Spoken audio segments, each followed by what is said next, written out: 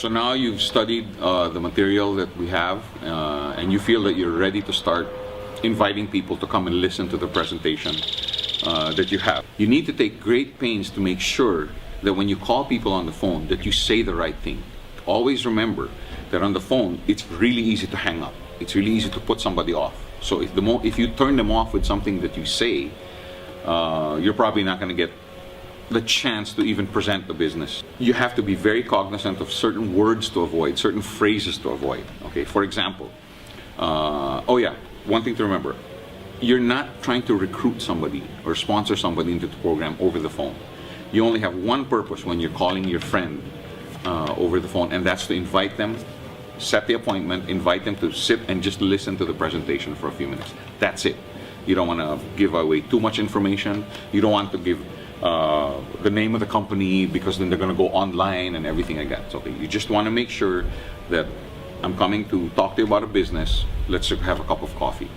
And the reason why this is so crucial is I have somebody in my group who was excited about the business, wants to build, wants to quit her job and eventually be a full-time networker, because she's heard about how successful networkers are, how much they earn. So she went out and she called 12 of her friends, 12 of her closest friends, and they all turned her down. Okay, and she was frustrated and everything, and when doing a little investigation, we found out that basically all the stuff that you're not supposed to say, she was saying. For example, you don't want to call somebody up and say, hey, I have these new products I want to show you.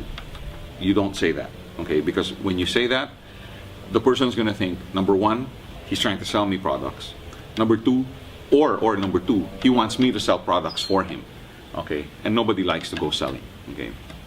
So you don't want to say, I have these new products, okay? You don't want to say, hey, Bob, guess what? I just joined this new networking company. You don't want to say that. Not because we're ashamed of the networking industry. It's just that many people have had very bad experiences with networking companies for many reasons, or they've read many bad things about networking. Okay, so if they're in those categories, which most people are, my house is burning, I can't talk to you now. They hang up the phone and that's it. Okay, so you don't want to say, hey, I just signed up with a new networking company. Basically, your conversation should go something like this.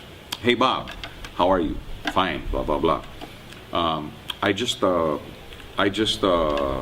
involved in a new business, or I have a new business. You don't say, I just signed up, because if you say signed up, they're going to think, oh, signing up, this is networking.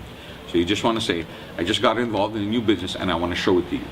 Okay. If he says yes, great, you can go and make the appointment. But most likely he'll say, okay, what's it about? What's this business? Which he has the right to say, what are you going to show me? Then you just say, it involves a lot of facts and figures, okay, and I can't do justice to it over the phone. I have to show it to you so that you'll appreciate it. Besides, Bob, there's no obligation. I'm not trying to sell you anything. Let's just sit down for 10-15 minutes. I'll treat you for a cup of coffee or a donut. And if you don't like it, you don't have to get into the business with me. You don't have to get involved in the business with me. That's it. That's all you want to say. Now, if he says, yeah, but first you have to tell me something about it.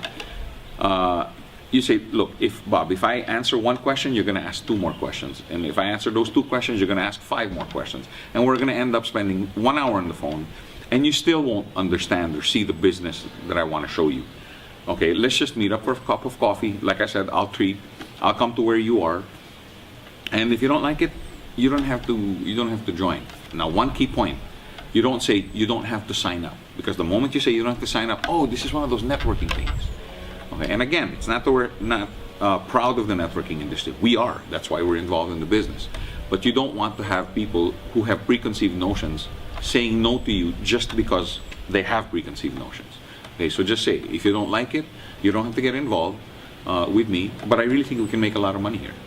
Now, once people know that they have an exit, remember the key words are no obligation. If you don't like it, you don't have to get involved with me. The moment they know they have an exit, their defenses go down. And then, of course, there's the caveat where you say, look, the worst thing that can happen is I've treated you for a cup of coffee and a donut or a banana bread, whatever it is you have with coffee. And just say, just listen. If you don't like it, I'm not going to bother you, but I really think we can make a lot of money here.